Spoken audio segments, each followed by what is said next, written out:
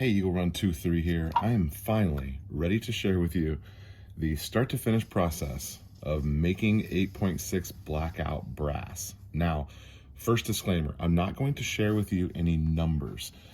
I have found that sharing numbers isn't actually very helpful because everyone's brass is a little bit different. I am using brand new 6.5 Creedmoor Starline brass.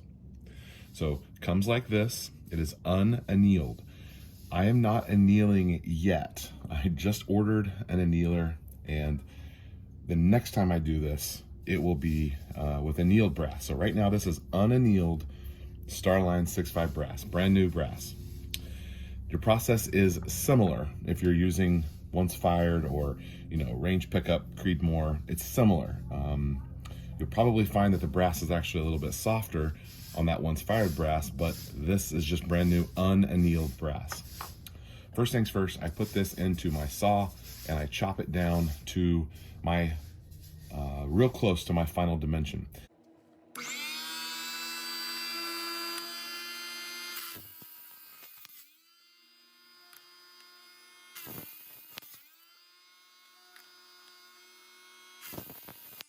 I'm chopping off down real close to my dimension, 1.68 inches.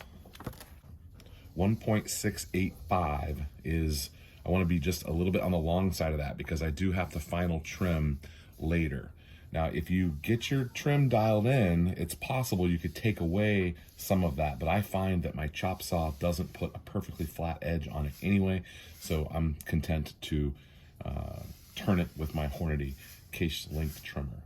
We have a trimmed piece of brass that has been resized and cut to its final length. So I'm going to check the length on this, and now what I have to worry about is the neck thickness. There's almost no way to get around neck turning, almost no way to get around it. And you're going to have to check the thickness of your necks. The issue with this case pretty much all comes down to the neck. It's not difficult to locate the shoulder and to get that shoulder where it's supposed to be. Mostly our problems are with the neck and the thickness of the brass. And that's because we have made a neck out of a shoulder. You can see that clearly right there. And that's the main problem. We made a neck out of a shoulder. So this was never intended to be a perfectly true surface that was ready to receive a bullet. So we have to make it ready to receive a bullet. Now, your projectile thickness, the overall measurement on the thickness of your bullet is a factor, and then your difference in your outside and your inside here and how thick that brass is. There's almost no way to get around it. We're gonna have to turn this. So I have decided to go with a fairly inexpensive option. This is a Hornady neck turner, and it's just a lathe style turner that allows me to get my neck thickness down to a manageable amount. So I hook my drill up here and I turn this down. It works just like a lathe, and I end up with a piece of brass with a turned neck. Now, the thickness of this, I can give you numbers if you're really interested. Leave a comment and I'll tell you what my thickness is. I don't necessarily want you to do it exactly the way that I'm doing it. I've shot 40 of these, so that's all the testing I have. But I think that this method has been pretty consistent for us, and I think it will keep working. So we have some that have all been turned down. This is all brand new. From a consistency standpoint, we're gonna have to turn the necks. I've tried to get around it, guys. I've tried as much as I can. Okay, so right here, we have a brand new Gorilla branded. This is the first time that they say Gorilla on them. The ones before said Q. So this is Gorilla brass. And I happen to know that this Gorilla brass is in fact from Starline. So this Starline and this Starline, case from Gorilla that says Gorilla, and this case from Starline that says Starline is the same. Now, this was made into an 8.6 Blackout case at Starline, so they did not have to do any turning. Looks like they've got their process dialed in just fine, but for those of us that are making cases, we're gonna have to turn those necks.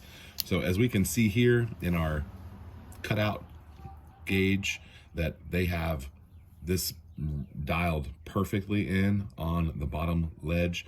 We have perfect touching in our shoulder and our neck, and Gorilla is making perfect ammo. So that is pretty much what we're trying to replicate. Let me show you what I've got so far. So I was able to make up twice the amount of what you see here and test fire it. Okay, so here is our loaded case, turned neck, brand new Starline brass, and we are fitting on the bottom.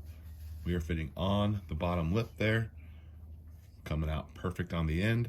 And then we have just a slight shoulder bump, you can see there, and nice case contact all the way through.